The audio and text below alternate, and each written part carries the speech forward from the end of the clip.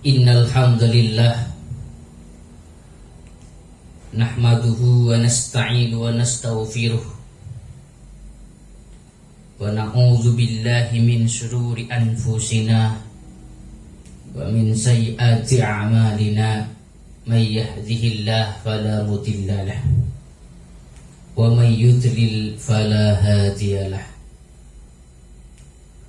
Asyhadu an la ilaha illallah wahdahu la syarika lah wa asyhadu anna Muhammadan abduhu wa rasuluh sallallahu ala sayyidina Muhammadin wa ala alihi wa ashabihi wa man sara ala nahjihil qawim wa da'a ila siratil mustaqim ila yaumiddin. Amma ba'du, ayyuhal hadirun kaum muslimin jamaah sekalian rahimakumullah. Pada kesempatan ini, karena bertepatan dengan hati untuk selalu menjaga agar kita rukun hidup damai, dan memang begitulah harapan kita hidup rukun di Indonesia ini. Satu kisah, satu waktu ketika Rasulullah sedang bersama para sahabat di Masjidin Nabawi, tiba-tiba Rasulullah bersabda, "Yadlu'ul an min hadzal fajji rajulun min ahlil jannah." Sebentar lagi akan ada seorang laki-laki yang masuk majelis ini. Dia laki-laki adalah penduduk surga. Para sahabat semuanya menoleh ke belakang, penasaran ingin tahu siapa laki-laki yang dikatakan Rasulullah sebagai ahlul jannah ini. Karena para sahabat yang memiliki posisi dekat bersama Rasulullah sudah ada di majelis itu. Seperti halnya Sayyidina Abu Bakar, Umar, Utsman, Sayyidina Ali, dan juga Sayyidina Hamzah serta lainnya. Tiba-tiba masuklah seorang laki-laki yang begitu jarang dikenal oleh para sahabat lainnya. Laki-laki sederhana dari kalangan sahabat Ansor, masuk majlis dengan muka dan jenggot yang masih basah karena sebab wudu. Lalu laki-laki ini sholat berjemaah bersama Rasulullah. Di esok harinya, di hari yang kedua, Rasulullah bersabda lagi, "Al-an yatla' alaikum rajulun min ahlil jannah." Nanti akan ada seorang laki-laki yang masuk dari pintu itu.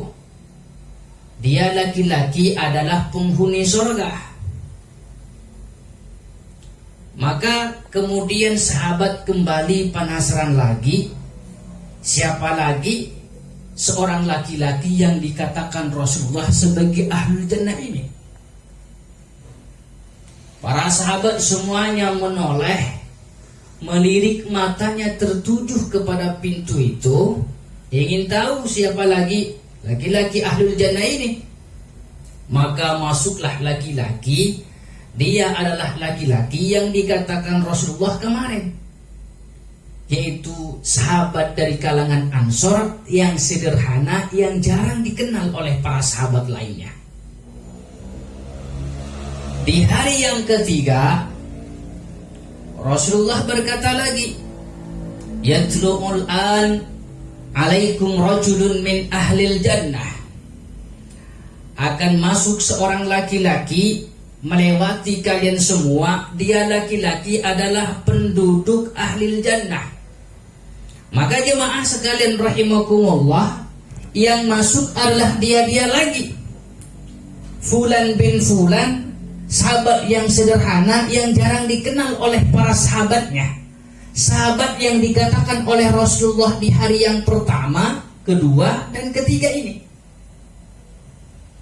Usai majlis itu, saat Rasulullah kembali kepada kemahnya, maka biasa sahabat itu saling bertanya kepada sahabat lainnya. Ngumpul nih, penasaran siapa sih sebenarnya laki-laki itu, kok ia bisa dikatakan Rasulullah sebagai ahlul jannah.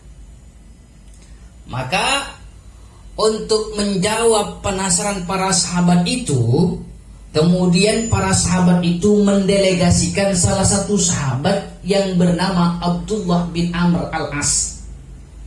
Jemaah, kalau menemukan tulisan Ain Mim Ra, Ainnya dhamma, maka bacaannya Umar, yaitu tertuju kepada sahabat Sayyidina Umar bin Khattab. Tapi kalau menemukan tulisan Ain Mim Ra persis dengan tulisan bacaan Umar, tapi ainnya fathah, maka itu bukan bacaannya Umar tapi Amr. Itu karena dulu ada sahabat yang bernama Amr. Nah, kalau dibaca Amr, tulisannya bukan Ain Mim Ra, tetapi Alif Mim Ra, Amar atau Amir. Kalau Ain dengan Mim Ra, kalau ainnya dhammah, berarti nama itu tertuju kepada Sayyidina Sayyidina Umar bin Khattab. Namun kalau tulisannya fathah ainnya, berarti itu tertuju kepada sahabat Amr, Abdullah bin Amr al-As. Mengikuti sahabat Ansor ini sampai ke rumahnya, maka Abdullah bin Amr al-As ini berkata, "Tuan, saya punya masalah dengan keluarga saya, Tuan. Saya sudah berjanji kepada ayah saya untuk tidak pulang selama masalah itu selesai. Bolehkah, Tuan, saya bermalam tinggal di sini 3 hari sampai masalah itu selesai?" Maka Tuan ahli surga ini, sahabat dari kalangan Ansor ini mengiyakan, "Iya, boleh. Kamu tinggal di sini sampai masalahmu selesai." Padahal jemaah sekalian rahimakumullah, Abdullah bin Amr al-As ini tujuannya untuk tidur bermalam tinggal di rumahnya Tuan ahli surga ini bukan karena punya masalah dengan keluarganya. Tapi Abdullah bin Amr untuk tinggal selama 3 hari di Tuan ahli surga ini ingin tahu apa pekerjaan amalannya yang dia lakukan agar Abdullah dapat mengikutinya.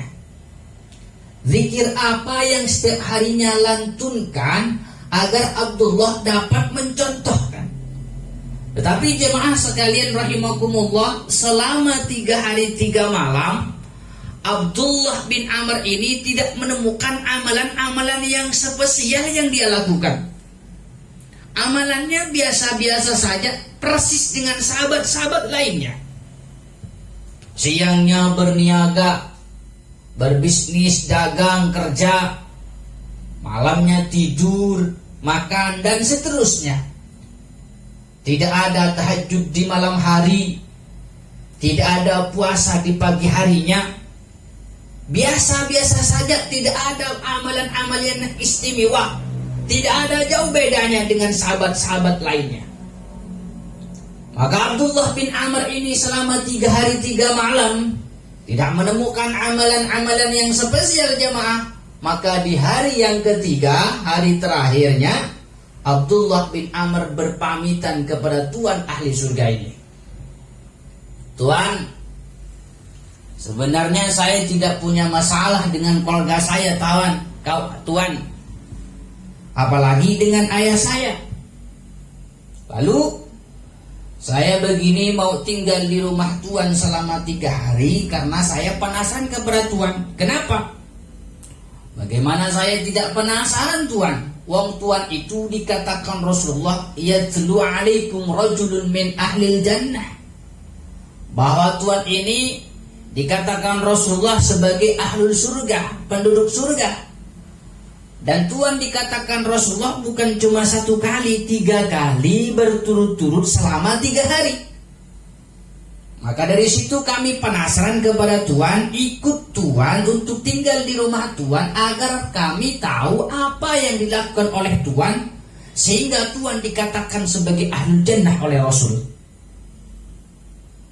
Maka jemaah, saat Abdullah bin Amr al-As berkata seperti itu kepada Tuan ahli surga, Tuan ahli surga ini menjawab, "Ma huwa illa ma ra'aitah ghaira anni." Ya, aku seperti ini Tuan Abdullah. Aku seperti ini sebagaimana kamu lihat, sebagaimana kamu saksikan selama 3 hari 3 malam. Mendengarkan apa yang dijawab oleh Tuan penduduk surga ini, Abdullah bin Amr pamit pulang. Beberapa langkah, Tuan Abdullah dipanggil oleh Tuan ahli surga. Tuan Abdullah, memang saya tidak punya amalan-amalan yang khusus, amalan-amalan yang spesial yang engkau cari. La ajidu li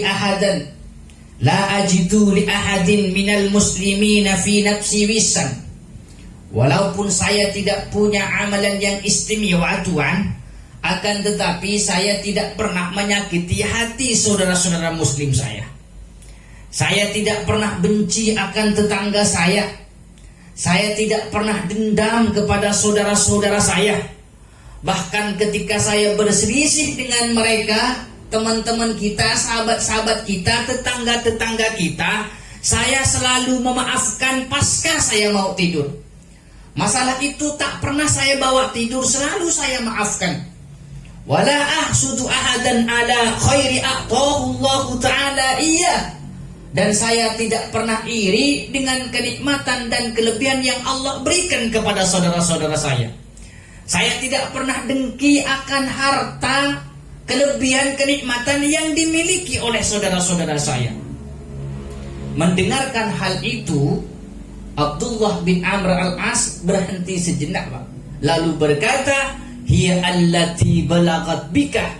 Sungguh dengan hal seperti itu Tuhan sampai kepada derajat yang dirahmati oleh Allah, sehingga Tuhan dikatakan oleh Rasulullah sebagai ahlul jannah, dan kami semua tidak bisa dan belum mampu untuk melakukan hal itu. Subhanallah.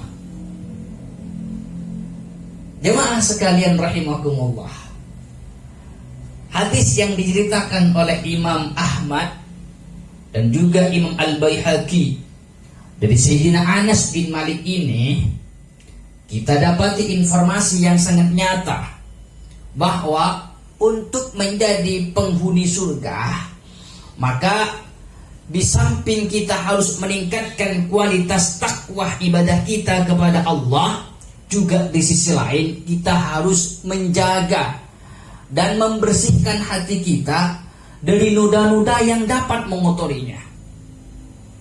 Menjaga dan membersihkan hati kita dari bintik-bintik hitam yang membuat hati kita tidak berkembang.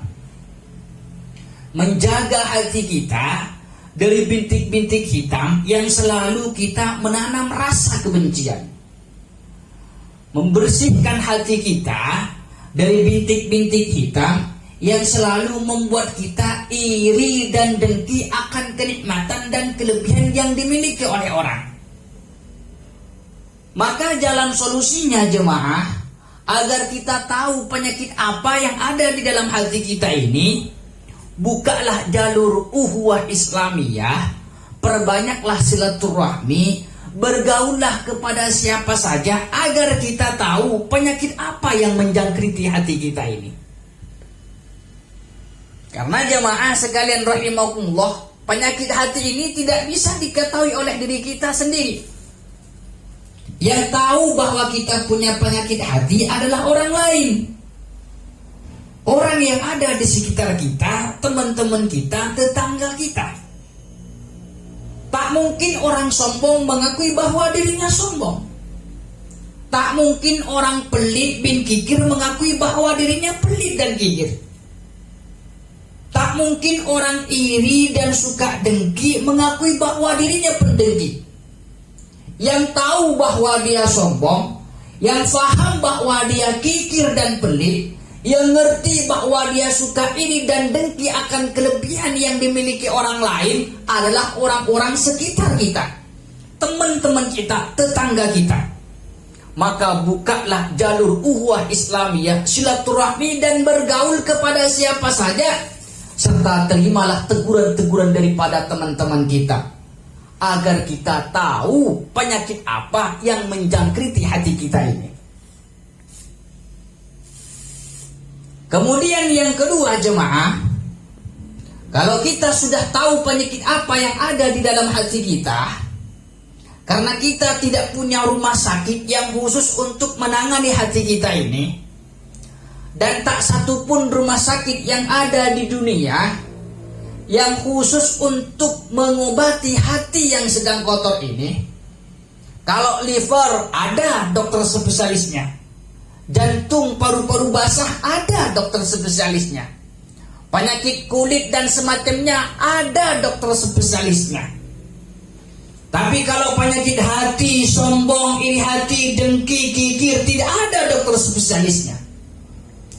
Karena penyakit hati ini, kotornya hati ini tidak bisa diobati di rumah sakit dan tidak bisa dibersihkan oleh dokter siapapun, maka jalan satu-satunya untuk dapat membersihkan hati kita ini, untuk dapat menyembuhkan penyakit hati ini, datanglah ke majelis taklim, mendengarkan mau'izatul hasanah, wajangan-wajangan yang disampaikan oleh para guru-guru kita, serta dekatlah kepada ulama, ngalap barokahlah di dalamnya.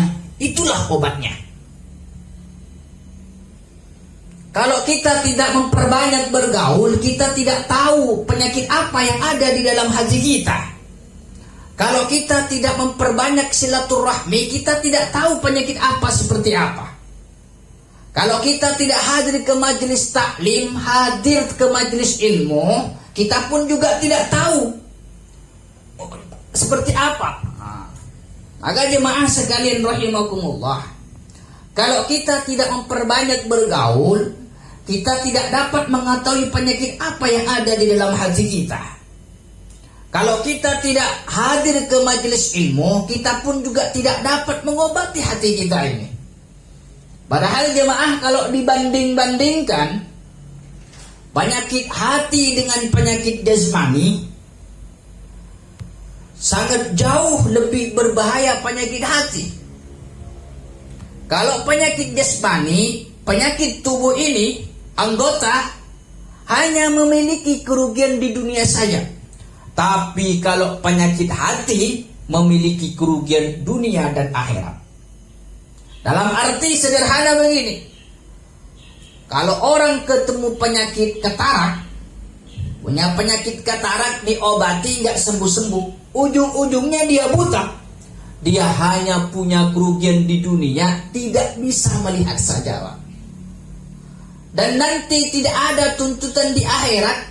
Penyakit kataraknya dia yang menyebabkan buta, bisa mengakibatkan tersiksa. Tidak ada tuntutan seperti itu nanti.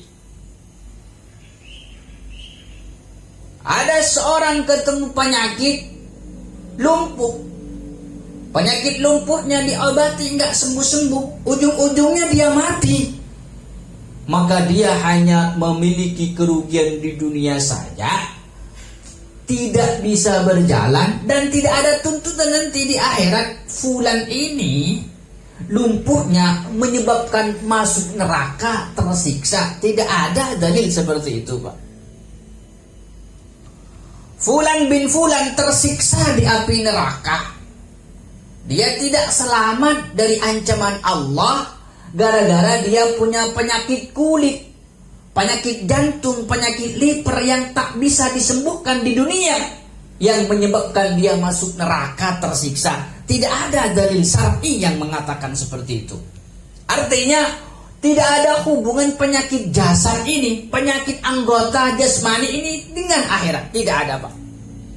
Tapi kalau penyakit hati, sombong, iri hati, dengki, ada hubungannya, kerugiannya dunia dan akhirat. Orang sombong, Pak. Siapa yang mau berteman dengan orang sombong? Suka merendahkan orang lain, meninggikan dirinya sendiri, walaupun kenyataannya suaranya tidak sesuai dengan realitanya. Namanya orang sombong, enggan orang berteman dengannya. Dan kita sama-sama tahu nanti di akhirat ancaman bagi orang-orang yang hidup dalam kesombongan di dunia ini. Orang yang kikir bin pelit, siapa yang mau berteman dengannya? Orang maunya selalu ditraktir dan gak mau berbagi. Jangankan manusia, binatang menjauh darinya, Pak. Dan kita pun juga sama-sama tahu ancaman bagi mereka orang-orang yang kikir di akhirat di mana tempatnya.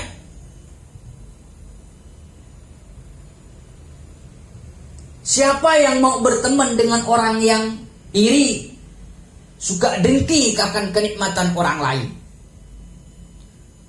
Orang yang dengki selalu menyakiti orang lain, pada hakikatnya merugikan.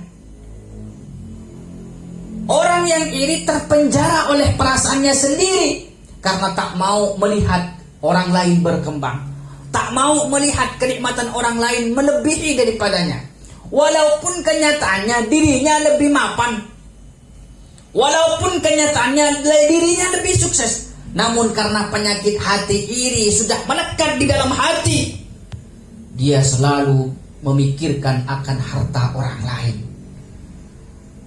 Dan kita sama-sama tahu ancaman Rasulullah nanti di akhirat tempatnya di mana bagi orang-orang yang hidup di dunia ini yang penuh dengan iri dan dengki. Jemaah sekalian rahimakumullah, kalau kita mampu untuk mengeluarkan dana dengan nilai jumlah ratusan juta, bahkan puluhan juta untuk mengobati jasad ini, mengobati penyakit tubuh ini, mengapa kita tidak mau mengeluarkan dengan angka yang sama atau nilai lebih untuk mengobati hati ini? Mengingat penyakit hati ini lebih berbahaya daripada penyakit jasmani. Innallaha la yanduru ila ajsamikum waswarikum wa a'malikum. Sesungguhnya Allah tidak melihat manusia dari jasadnya, apakah kita tampan atau jeleknya, tidak dilihat dari hati. Apakah kita kekar atau lembeknya, tidak dilihat dari itu. Apakah kita putih atau hitamnya, tidak dilihat dari itu. Allah tidak melihat manusia dari hartanya. Apakah kita kaya atau tidaknya, tidak dilihat dari hal itu. Allah tidak melihat manusia dari statusnya, apakah kita berpangkat atau tidaknya. Walakin yanzur ila qulubikum wa a'malikum. Akan tetapi Allah melihat manusia dari hatinya dan amal ibadahnya. Kalau hatinya bersih kepada Allah, bersih, merdeka dari sifat sombong, iri hati, dengki, kikir dan pelit, insyaallah niscaya hati yang bersih seperti itu akan cenderung dan mendorong untuk menjadi orang yang lebih baik, baik hubungannya kepada Allah dan juga baik hubungannya kepada sesama manusia. Dan memang tujuan Allah menciptakan kita manusia ke muka bumi ini, tujuannya untuk menciptakan hal-hal yang baik. Hablum minallah wa hablum minan nas.